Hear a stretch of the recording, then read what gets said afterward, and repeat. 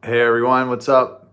It is Rob. I'm here in Romania, in a town I can't pronounce the name of. Just got done one of our last events. Actually, tomorrow is our last day of events, and then Tuesday I have a free day, and I fly out on Wednesday. But it's been really awesome, very productive. But today we're here to talk about overcoming sexual temptation. I am doing these live videos every Sunday night my time. I'll continue to do them Sunday night when I get back to the States, Eastern Standard Time. And just really talking about some of the tougher issues when you're waiting. You know, when you're waiting to have sex, you're trying to find love before sex, as I like to say. Hey, Tammy, how are you? Miss the States, miss back home.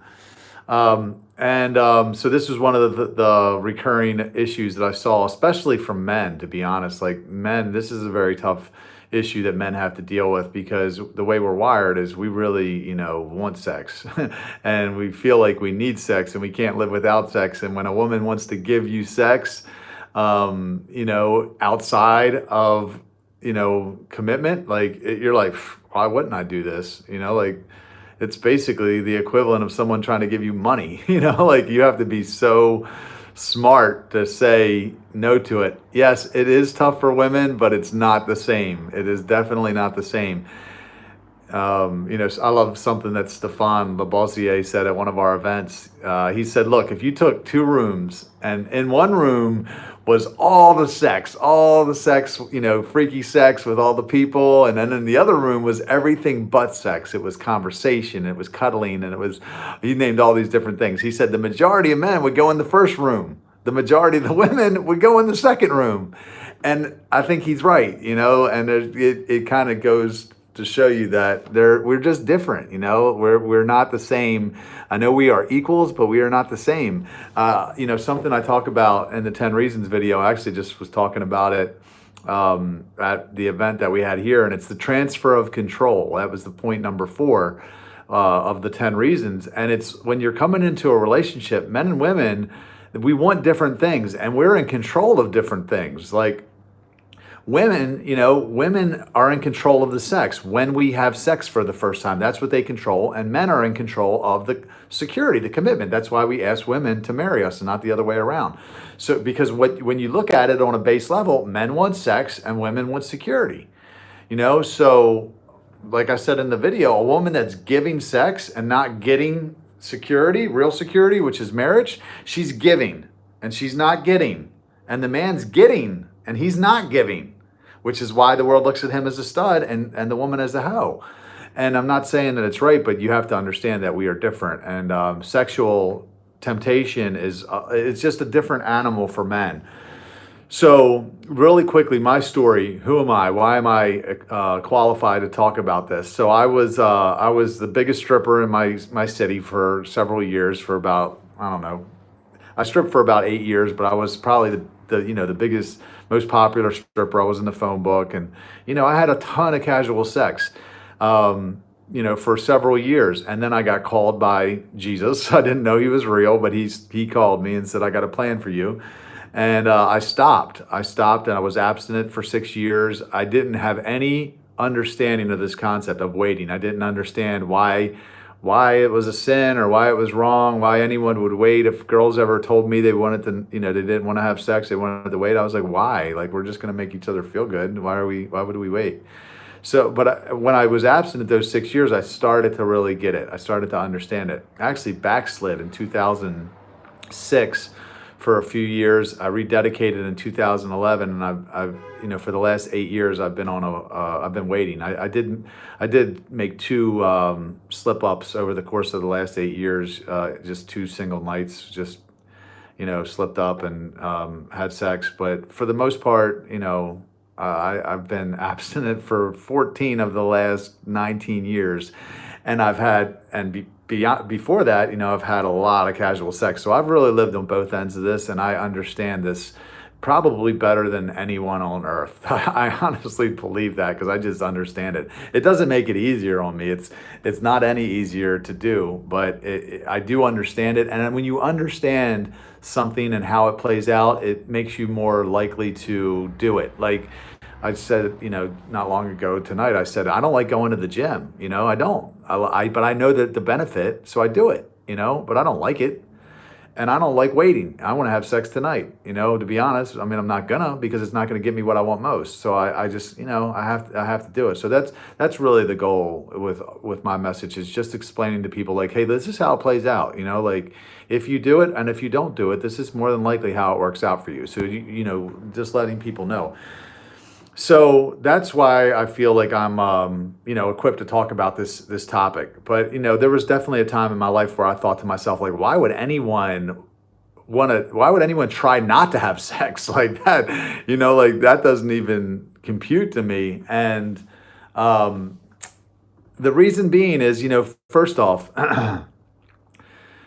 so, there's so many benefits to waiting. One of the things I talk about is how sex is a connection mechanism. Like you literally will stick to people. Oxytocin is a real hormone that gets released during sex. It's not released at the same time for men and women, but it does cause you to stay in relationships with the wrong people longer. And a lot of people stay their whole lives with the wrong person. So that's a really, that's just how people end up divorced or unhappily married, is because they didn't pump the brakes and they have sex and then you end up with the wrong person.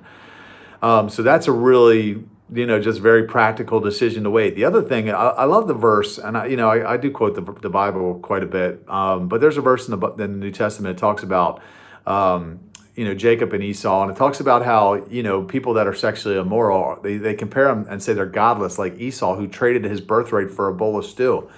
And I see a lot of people, that haven't learned to manage that sexual appetite. They trade their birthright or their purpose, and their soulmate, the person that can help them get to their purpose, for a bowl of stew, which is basically a piece of ass, something that only satisfies them temporarily. And then guess what? In a few hours, they're hungry again. You're horny again. You need another bowl of stew, but you traded something that was permanent for something temporary.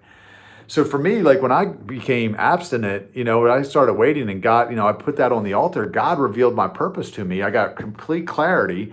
I'm starting to walk it out. I'm in Romania right now, touring around, talking to students and adults, and, people are buying I've sold like 350, 400 books since we've been here. And, like I'm stepping into my promised land. And that's a really practical reason that anyone should want to overcome sexual temptation, because look, those are the things that I want most. I want that. I want my purpose. I want to hear, well done, my good and faithful servant. I want a wife that, a best friend that I'm physically attracted to that can help me, accomplish my purpose. Those are the things I want most. I'm not going to trade what I want right now for what I want most. I used to do that, but I'm not going to do it anymore. And that's why I challenge people to think about, like, you are trading what you want most for what you want right now. That is the definition of failure.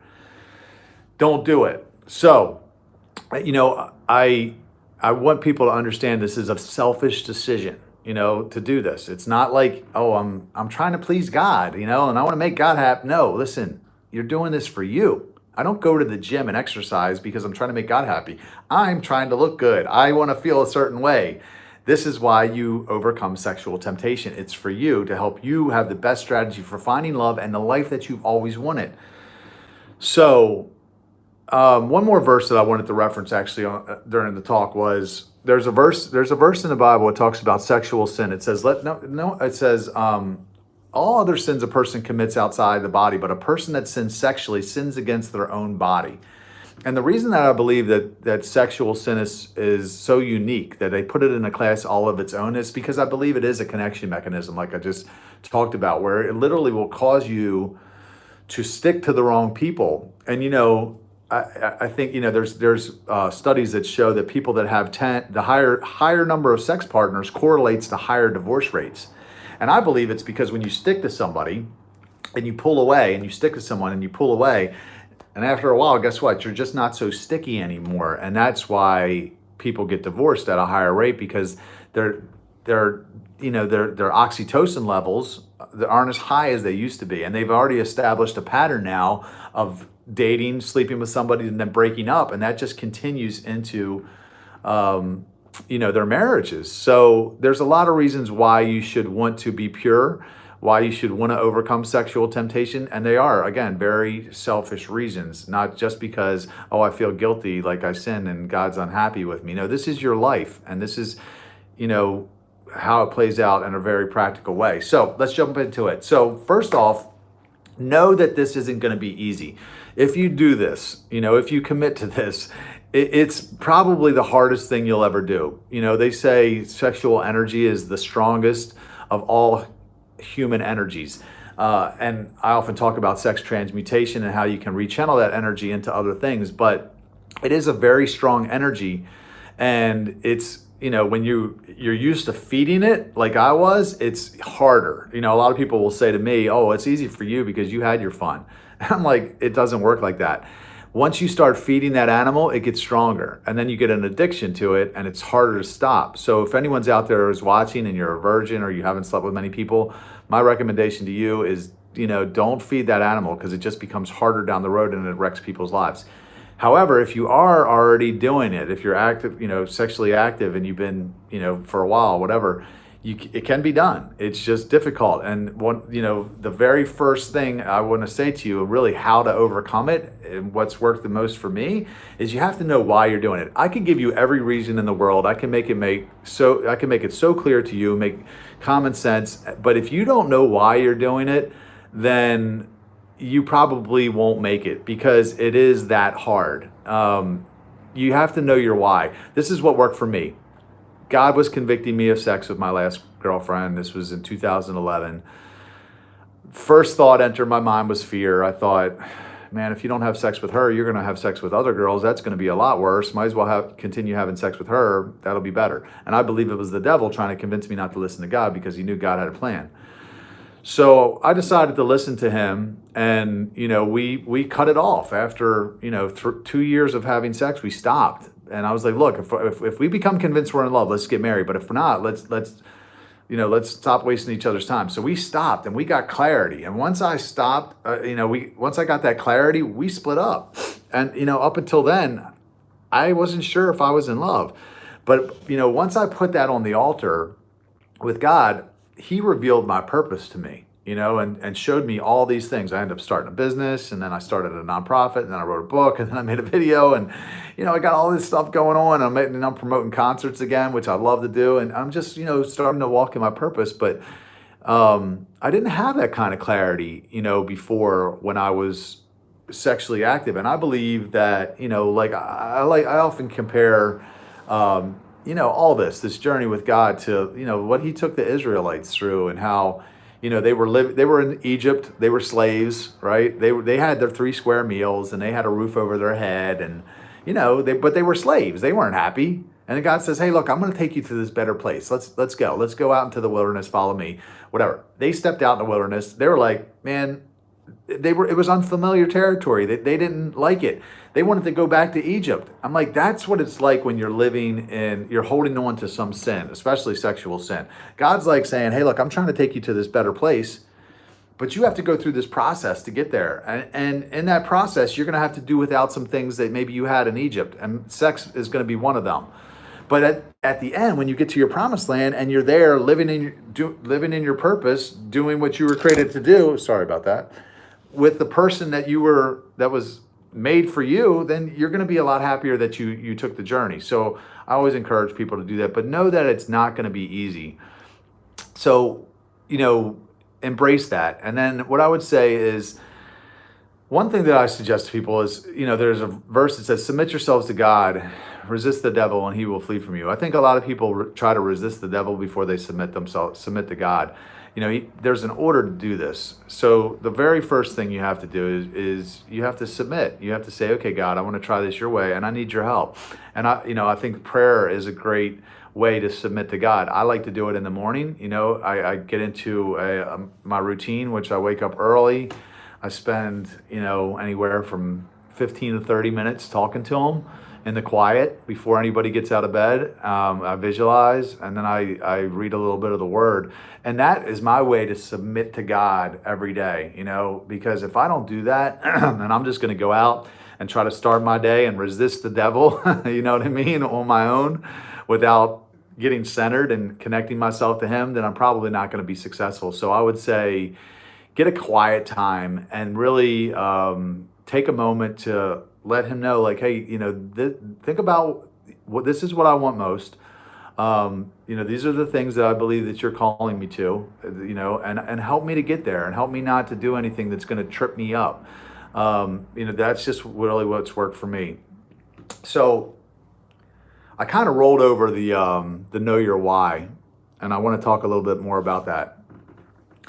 And it was, again, when me and my girlfriend broke up and God revealed my purpose to me, how he did it was I started meeting with a life coach. So I don't know if anyone out there has ever done that or you know what it is. To me, I was super cynical when that happened.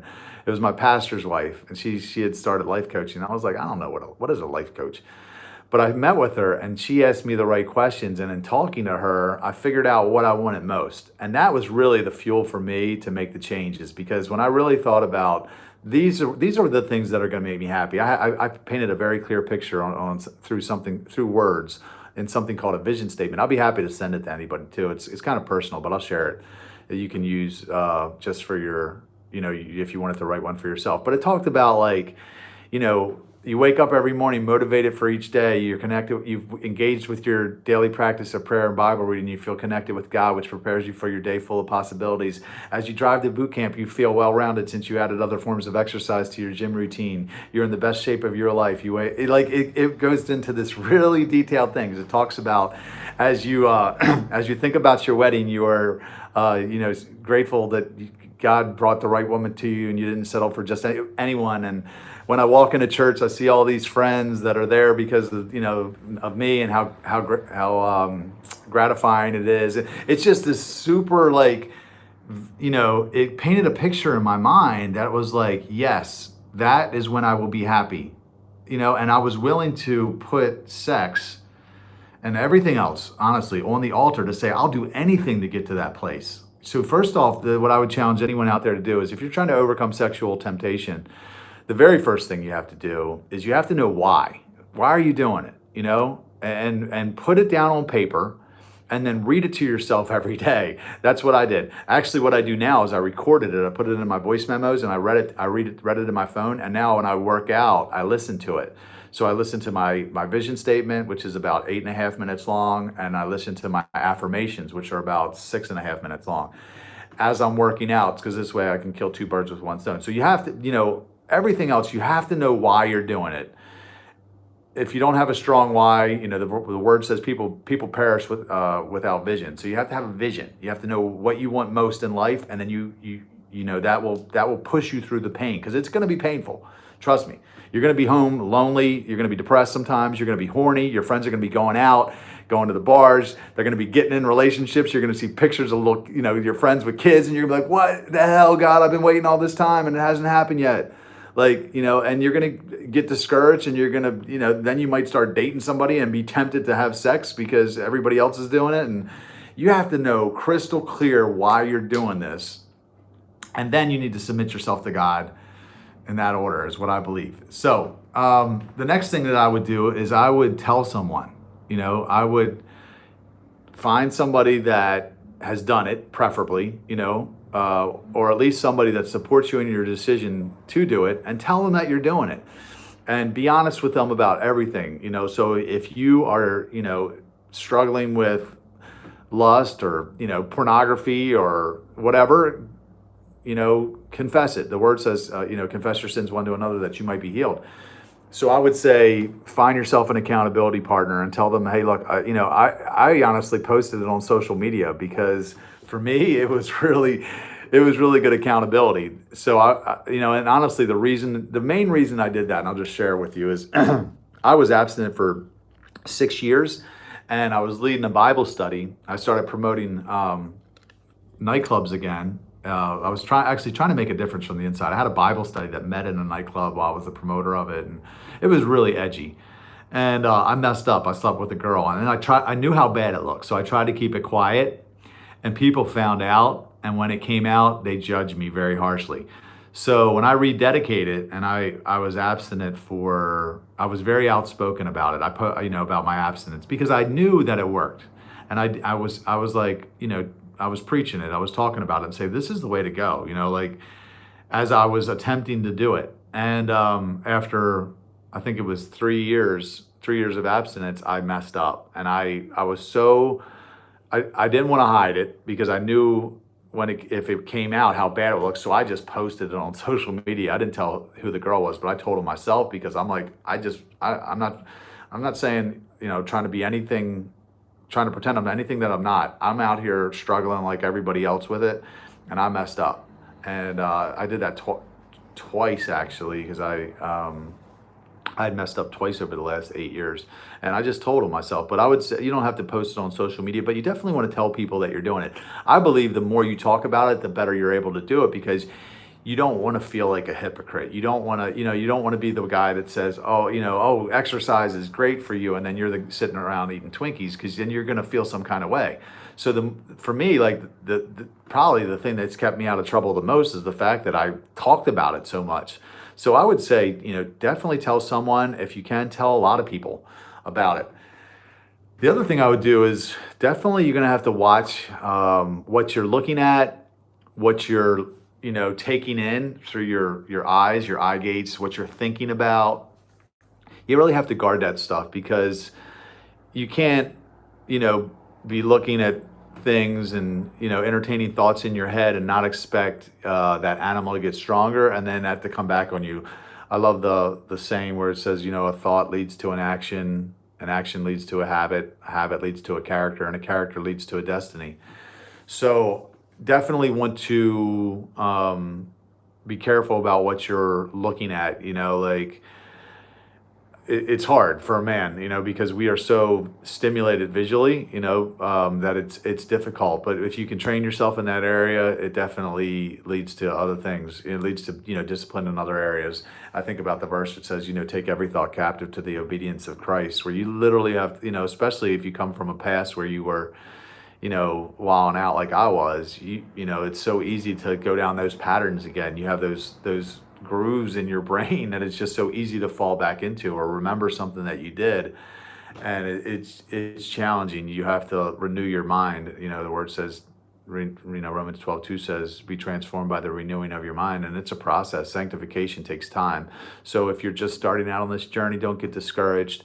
For me, I went from being a sex addict to not, to struggling to stop having sex, to eventually stopping, then struggling with pornography, and then still struggling with masturbation. And I'll be honest, I looked at porn 3 times in the last, probably, it was maybe a month and a half or so. So the last time I looked at it, I signed a covenant with God, because it was the 3rd time, and I felt like the devil was getting a foothold in that area. So I signed a covenant with God, and I'll talk a little bit more about that at the end. But even for me, like, I make these videos, and I haven't completely conquered it. It's still a challenge, and I'm hoping that one day it won't be. And then obviously I'm hoping that one day I'll get married. The word says it's better for a man to marry than burn with lust. And if you have a strong desire for sex, then probably means you should be looking at marriage as an option. That the single life isn't cut out for you. And I definitely have that desire. So let's talk about the covenant. So basically, and I will share the link to the covenant in the description of this video. But basically, it was taken out of the book of Job, and where Job says, "I made a covenant with my eyes not to look lustfully at a woman." And basically what you do is you write it out. You write a covenant, which is basically a promise to God, and you're telling God, for a certain period of time, I'm making a covenant with you not to look lustfully at a woman. And by that I mean, I'm not intentionally going to look at a woman lustfully, or I'm not going to intentionally hold a thought in my mind, and masturbate, and I'm not going to look at porn for this period of time. So I signed the covenant through the end of November, the end of next month, because I wanted to get that area back under control, and I also wanted to get a jump on the No Sex November challenge, which I'll talk about in a second. And I asked God to help me keep the covenant, to keep the promise to him. Say, God, that I'm challenged in this area, and I need your strength, your grace, your power to keep this promise to you. And if I do keep this promise to you, I want you to bless me greatly and open doors that no man can shut. And when I pray for great blessings, like I'm very clear in what I'm attempting to do with my life.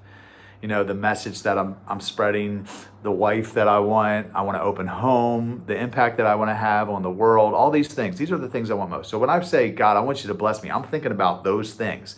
And I know that they're far too big for me to accomplish on my own. So I'm like, God, if I keep this promise to you with your help, I'm asking for your help to do it. I want you to bless me in these areas and help me do all these things that I can't do. But if I don't keep this promise to you, God, I'm asking you to fight against me with the sword of your mouth. You actually asked Jesus to do that, which sounds terrifying. You're inviting him to punish you severely if you break this promise. So if you have a problem with sexual sin, that is a great technique because I've done it. And what it does is there's times where, you get tempted and you might feel horny, maybe when you get depressed, your go-to is masturbation. It used to be for me, where I would get, I got off of alcohol and drugs for, back in 2011. But when I was depressed, I used masturbation as a drug because that was my form of escape sometimes. So when I signed that covenant, that wasn't an option anymore because I was too scared. I was like, I just asked God to punish me if I don't keep this. So there was, nights where I just went to bed depressed. But you know what? When I woke up in the morning, I felt good. I felt completely different than I did. I felt strong. And eventually I got stronger in those areas to the point where it just didn't have me like that anymore. So if that's a temptation for you, a covenant is a great way to break a stronghold. So that is basically it. I'm trying to keep these videos to about 30 minutes. And I just wanted to mention a couple things here at the end. If you haven't subscribed to my videos yet, please take a moment to do that. Especially if this is a topic of interest to you, the weight, finding love, overcoming sexual sin. I make a lot of videos about it. It's because that's kind of my niche. But hit the subscribe button, drop me a comment, let me know what you do to overcome sexual sin, or just let me know if this made sense to you. If you got anything out of this, I'd love to know that it helped you in some way. We have the No Sex November Challenge coming up starting November 1st. We did it last year. It's just an amazing opportunity for you to learn how you can harness that sexual energy and you can get clearer about what your purpose is and you can move the needle forward significantly in those areas just by not having sex, not looking at porn, not masturbating for a month. Now, for some people, that may be very easy. And maybe you want to fast something else that's a little bit more of a struggle for you. Maybe, I don't know, in regards to, that temptation, sexual temptation that is. But for some people, the thought of not, releasing, not having sex, not orgasming, for a month is a radical idea. So we're challenging people to do it, to take the challenge with us. I said misery loves company, so we're going to be in it together. We'll be, communicating with each other, sharing our challenges and our wins. And I promise you that in a month's time, you'll be better off than you were at the beginning of November. You'll be better off at the end of November, but just by doing it. So if you actually are in for the challenge, leave me a comment that says challenge accepted. I'll go back through these videos and I'll give you some more information. Maybe we'll create a Facebook group specifically for the people that are doing the challenge. You can also go to the Why Waiting Works community on Facebook. It's over 1,500 people right now, and it's people that are waiting, and they communicate, they share articles and stories with each other, and if somebody's going through a heartbreak, they share that too. I just actually read about a post where some girl's boyfriend cheated on her and she was looking for advice or whatever. But you can check that out. Why Waiting Works community on Facebook. Thank you, Nintendo. Challenge accepted. Awesome. Also, I have a book. It's called Why Waiting Works. If you're wondering why would anyone wait, or you're looking for some encouragement, maybe you haven't been able to find love and you're not sure why. This gives you a really good strategy for finding love, and it really just breaks it down in practical ways that people can understand why this is the way to go. And this is coming from someone that did everything wrong, so I really, again, have a good understanding of it. You can go to whywaitingworks.com. I actually have a study guide that goes with it, so if you want to do a small group study, you get some friends together, talk about the book. You actually do a social event and a service event during your 8 weeks. And it really helps you form a community of people that can support you as you make this journey, because trust me, it's hard to do alone. It's actually damn near impossible to do alone. I would say it's probably impossible to do alone, because when you don't have community, you get lonely. And when you get lonely, you get depressed, and then you get desperate, and then you choose somebody out of desperation that's less than really what you were looking for. And it's not fun. You're sitting around every weekend by yourself with nothing to do. So for us, for me, I put the study guide together because I wanted people not just to be convinced that waiting was the right way, but I wanted them to have a community of people to do it with, because I didn't think they could make it if they didn't. So it's called The Truth About Sex. It's also on whywaitingworks.com. I also started a nonprofit called CityFam. And while it's not technically the abstinent group, there's a lot of people that are becoming the best version of themselves. A lot of them are waiting. They may have gotten sober, or maybe they're just, whatever. They're just becoming better versions of themselves. And you see, and we've just found a way to make it fun, to make it fun and for people to find the support that they need as they make the journey. So you can check out cityfam.com if you want to know more about that. And then last but not least, I'm speaking with Stéphane Labossiere. I think I pronounced his name right finally. At 3 of his events this coming weekend. So if you're watching this live, I'm going to be in Pittsburgh on the 25th. That's Friday night. I'm going to be in Philly on Saturday night, and I'm going to be in DC on Sunday. So if you're in those areas, I would love for you to come out to the event. If you just want to come, maybe meet with me, I'm actually going to do meetups before the event in each city, because I want to talk to people that are on this journey, and I want to, discuss possibilities. I want to share what CityFam is with them, and if it's something that they feel a burning desire to do, we want to help them do it, because really it definitely, going through the wilderness, which is basically what I compare the weight to, is you're going from, a place of slavery, possibly Egypt, you're going to a promised land, and you need people. Because if you ever, I think I mentioned something in a video before about wagon trains. When people were making that journey across the country hundreds of years ago, they didn't try to do it alone, because it wasn't fun, and not to mention it was dangerous. You get attacked by Indians or rattlesnakes or whatever. Like when you went together, your chances of making it increased drastically, and it's a lot more fun. So that for me is what CityFam has been. It's given me a group of people to go through this process with, and the support that I've needed along the way. So I'd love to tell you more about it. Again, if you're in any of those cities, reach out. If you're not in those cities and you just want to know more about CityFam, go to cityfam.com. There's actually a button there called Start a Chapter, and there's another one, Let Me Know, LMK, when you come to my city. And it's a movement, and we believe that we're going to reach a lot of people with it. So I'd love to tell you more about that. But anyway, let's take a look at the questions real quick to see if there's anything in here to talk about. Video is running a little bit longer than I planned, but I apologize for that. Okay. Hello, Rob. God-fearing women, I love Jesus. How are you doing? Tuned in from South Africa. Refusing sex is tough. It's a real challenge. No doubt. It is the hardest thing to do. I believe it's maybe, the hardest temptation to overcome, the hardest sin to conquer. Actually, they say a person that can control their tongue that's the last thing that is the hardest. So maybe what you say is actually harder. Controlling what you say is harder than sexual sin, but I don't know about that one. All right. Hi, Rob. I already saw your conference at Baku, Romania. You are genial. I think keep going to save souls. Oh, awesome. Thank you. That was pretty cool. She tuned in that quickly. Okay. Do you feel you get tempted just as often now as many years ago when you were stripping? I'm just curious. No.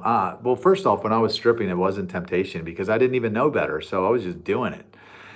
And even when I stopped having sex, back in 2011, was when I rededicated myself. No, like it was much harder back then because I was so used to having it. Like imagine when you're, if you're obese and you're eating pizza and donuts every day, and then you decide that you're going to start eating broccoli and chicken and brown rice. Your body is like at first it's not happy.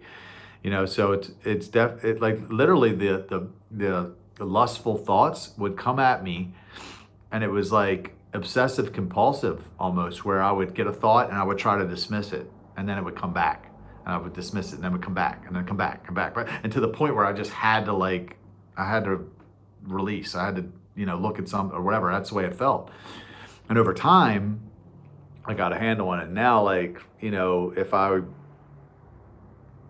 know, I might get that temptation like once a month, maybe.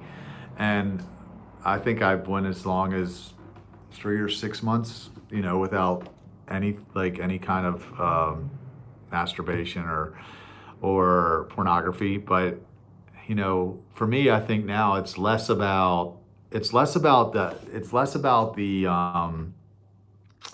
physical desire, like the horniness, I guess, for lack of a better term. And for me, it's almost like sometimes I just get frustrated. I get depressed, and I get a little probably resentful or angry at God, and that's why I'll do it. It's not so much about horny as much as it is, I think, frustration and depression, which isn't right. Every time I do it, I feel like I poison myself the next day.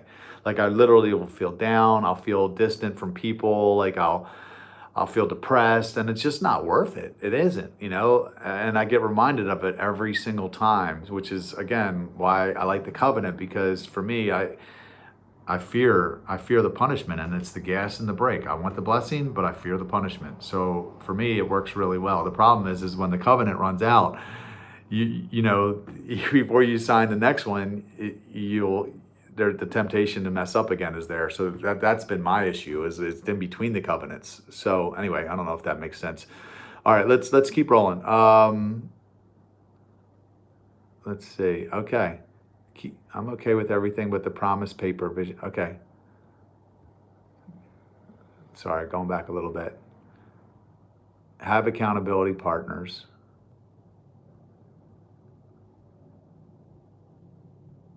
Okay. Sorry, there's more comments here than watching from Germany. Oh wow, that's awesome. How you doing, Diana? Country cat, exactly. I just know I've been abstaining since 2008. No sex mistakes since 2013. God has convicted me about next husband since 2014. I'm having to work extreme boundaries now. It's getting difficult. Boundaries are the most important thing. Actually, I wanted to talk about that and I forgot. Boundaries, like I've said before, good intentions don't mean jack shit. It's only what you're able to do, right? So boundaries are very important. For me, I didn't spend time alone with women for, I don't know how long it was. It was at least 3 or 4 years. Like I wouldn't be in a room alone with a girl. Even if I drove with a girl, I felt a little uncomfortable because I was like, it was such a far boundary that I had to set up because of my past. Because when I made that mistake after 3 years, I was like, it was so unintentional. I didn't mean to do it. I was completely committed to waiting, and it happened. And I was like, I realized that, your flesh is weak and you could have great intentions and they'll go right out the window. So, that's why I got sober. In 2011 was to get a handle on that, because I couldn't be abstinent, and I stopped spending time alone with women. I still don't spend time alone with them, but honestly, now that I'm traveling, there has been some times where I've had to share an Airbnb, it was a place that even while I'm in Romania, we've been put up in host houses, and sometimes there's, you got a 2-bedroom house, or actually it was like a 6-bedroom house that we stayed in, but I've had to break that boundary a little bit. Not that there's anything wrong with it, I'm in a different place than I was in, when I started off 8 years ago, but I had to hold those boundaries for a long time in order to gain strength. And, so that my boundaries still are, I wouldn't chill with a girl. I wouldn't have a girl over my house and watch television. I wouldn't, go out drinking with a girl alone. I wouldn't, people ask if it's okay to cuddle and, spend the night. And that's how I got burnt in 2006 when I was 6 years abstinent, where I just thought I could do certain things and I was good because I'd been abstinent for 6 years, and I pushed, the envelope too far and played with fire and ended up getting burned really bad. So I tell people, boundaries are very, very important. You have to be very honest with yourself what you're able to do and not do when it comes to them, because we all like to lie to ourselves and pretend we're able to do more because it's fun. It's easy. Boundaries are exhausting. They're very hard to keep up. But you have to, again, you have to know why you're doing it, and know that it won't always be like this. Like, you're not always going to be sitting around by yourself. This is a season that you're going through, and you have to be willing to go through it, and you have to make the sacrifice to get to where you want to go. All right, I'm sorry, I went down a little bit of a tangent, but all right, let's see. Okay. Malachi 2:16, God says, I hate the violent dismembering of the one flesh of marriage. Yeah. I think that may be the I hate divorce, God hates divorce verse. And I mentioned that actually at the talk I did tonight. And I tell people, like, if you're married and you got kids, you got to make it work. You know what I mean? Like, you stay in it. God says he hates divorce. And at that point, it's kind of too late, which is why I stress to people, now you have to wait, because there's a really, really, really high chance that you choose the right person. You choose the wrong person if you don't wait. And then once you're in it, you're in it. Like, if you're married and if you got kids, especially, you got to make it work. It's just kind of too late for you, and it sucks, which is why you got to do the work on the front end. There was a woman that came up to me. We were in Chisinau, Moldova, about a week ago, and she was about 35 years old, and she was married, and she had a little, like, 8-year-old kid with her son. And she came up and she bought my book. And I looked at her, I said, why are you buying my book? You're married. And she said, I'm not in love with my husband and we don't have sex. And I said, did you wait? And she said, no. And I was like, thought to myself, that's the consequence right there. You marry the wrong person, and now you're not happy, and you're not even having sex anymore. Like, that's what really happens to people. So there's tremendous motivation in overcoming this sin. All right, I've been submitting to God, and that works. Okay, you have to get sick and tired of spreading yourself around and not getting anything but temporary pleasure and long-term guilt. Thank you, William Sheila. Absolutely. That's one thing that I mentioned also, is like, when I really got clear about my purpose, I made a very conscious decision that that I wasn't going to trade what I wanted most for what I wanted right now anymore. And that, because I had done that my whole life. I always took the easy way, stripping and nightclub promoting. And, for me, like, I didn't realize what I was doing. But once I got clear about what I wanted most, I'm like, I'm not going to trade those things anymore. This is what I want. This is what's going to make me happy long term. And I'm not going to give this up for what I want right now. Thank you so much, Rob, for your truth and transparency. Absolutely. All I have is my story. I don't have a vision statement. God just convicts me about my future hot husband daily. Nice. Well, okay. Have accountability partners. Yes. Especially with social media, having everything in your face, it can be hard to avoid seeing things you shouldn't. Yes, absolutely. A lot of temptation out there. You got to guard it. Just delete people. If somebody's posting provocative pictures, just get rid of them. All right. Accountability partner, vision statement, written promise paper, and a covenant. Yes. And I need to post that article about the covenant, which I will post I'll post it as a comment, and I'll pin it to the top. What I love about you, Rob, you're very honest. Thank you. I personally, for me, it's selfish. I don't ever want to be called out on anything. So I just figure if I put it all out there, nobody can ever call me on anything. They can't catch me in anything, because I'll just tell them myself. All right, I keep myself busy to keep my mind off of it. Idle hands are the devil's workshop, Diana. So that's a good strategy. I'm ready for the no sex challenge. Awesome, William Sheila. Awesome. Is it Elaine or Ellen? It's Elaine, right? I'm sorry. I should know. I always get it confused, because I think it's Ellen Elaine on Facebook. Okay, thank you, Rob. Challenge accepted. It's a fantastic community. Thanks, Country Cat. Challenge accepted. Good job, Diana. Karen Harris, thank you, Rob. Love your videos and messages. Thank you, Karen. Let me know where y'all are from, too. I would love to connect you with others in your area if there are people messaging me from it. It's good to have community as you make this journey. All right, bought your book when you were a guest speaker at Stephan Speaks Truth About Love Tour in Baltimore. Great book, and you signed it for me. Awesome, Diana. Thank you. That's awesome. Thank you. I think that was like one of the first speeches I ever gave. I was really nervous actually, and then I was wearing a t-shirt and he was in a suit. But this event will be very different. I've had a lot of practice since then, so I know which parts of my story to share and what really gets the point across. Hey Terry, what's up? I'll see you in Philly. That's awesome. See you Saturday night. You and Stefan should tour Europe. Yeah, that would be great. Stefan is a big fish. You know, I'm a little guppy. I'm just grateful that I'm getting to speak before him. I'm like the appetizer. He's the main course. I need to connect with City Fam in Phoenix. Yes, absolutely, Kat. Message me on Facebook and I'll connect you with, I don't know who, we don't really have anybody heading up. We have several people that are out there that were part of the group, but we don't, we had a girl named Lisa and she kind of dropped off. But if you are wanting to connect with some people, we'd be happy. John Hart. Is that John Hart, my stepfather from Baltimore? All right. How can you stop porn addiction from using on your smartphone if no flip? How can you stop porn addiction from using on your smartphone if no flip phones? I don't understand that. Don't have non-internet. Oh, hey, what's up from Romania? Rade, you were here. Yeah, I was just a couple days ago. How's it going? Initiate reset. Nor more. First decide ahead of time before you walk out the door what you will or won't do with this person. Trying to resist in the heat of the moment is impossible. I love that strategy, Norma.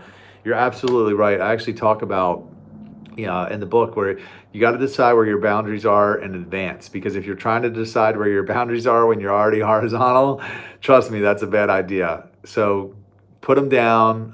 We're going to do something called How Waiting Works, which is a course that we did.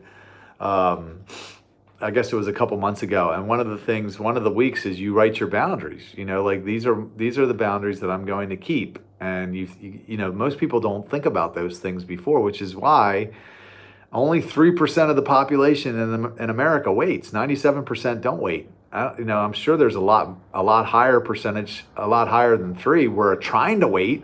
I mean, I know plenty of friends, plenty of girlfriends mostly, that were like, I'm going to do this. I'm going to wait till marriage. And then they start dating somebody. And next thing you know, they're having sex. And then some of them are shacked up. And years go by and they're still not married. And I'm like, maybe it's the right person. Maybe they're stuck with the wrong person. But in either case, that guy's not that motivated to get married now, because he's already getting the sex. It's just a mess. So you have to decide what your boundaries are in advance. I think Norma hit the nail on the head with that one. Okay, this live feels so cozy with so little people. Yep, just 20 people on right now. Unless if it's sexual immorality, it says that in Matthew. I don't know what that was in response to. Okay, all right, awesome guys. Appreciate y'all tuning in. Hit the subscribe button. Drop me a comment if there's anything that I missed that you do. If you just want to take the challenge. Drop the No Sex November challenge, put challenge, accept it. And if you want to connect with anybody that may be in your area, you can leave a comment, mention something about City Fam, tell me where you reside. And if there's anyone in your area that I know of, I will connect you. But that's it. Talk to y'all next Sunday. See ya.